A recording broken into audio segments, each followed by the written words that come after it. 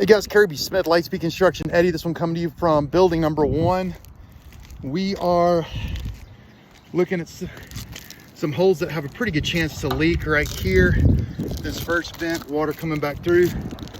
A repair that would have been done, and hey, a free cell phone right there. You know, I don't think that's actually the first cell phone I've seen on these buildings over here. So that's kind of interesting. Pipe boots replaced, several different pipe boots replaced. They look pretty good.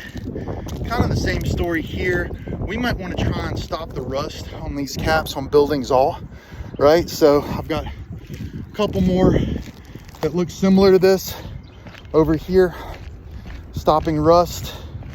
Again, pipe boots replaced all in this building. This is going to be a very good opportunity for water to come in. As you can well see, that can go right in that hole right there and leak. I'm gonna try and push that down where maybe it has a better chance not to leak. These shingles are not installed correctly. They're racked. You can see this is a rack shingle when it has that pattern, so on and so forth, all the way up. So they're gonna be weaker over the life of the roof. But I mean, it happens sometimes, right? Anyway, we've got rust that we probably need to talk about stopping. It's going to be a 2-part system. We'll stop the rust and we'll come back and top coat it. Again, nails popping out right here.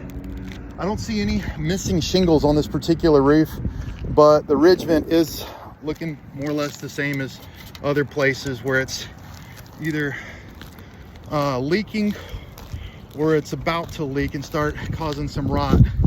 So this would be a good ridge vent to talk about replacing. A lot of nails to caulk on this roof, and then stopping the rust on this these 4 caps that are all, you know, looking like they're about ready to start rusting and having bigger problems.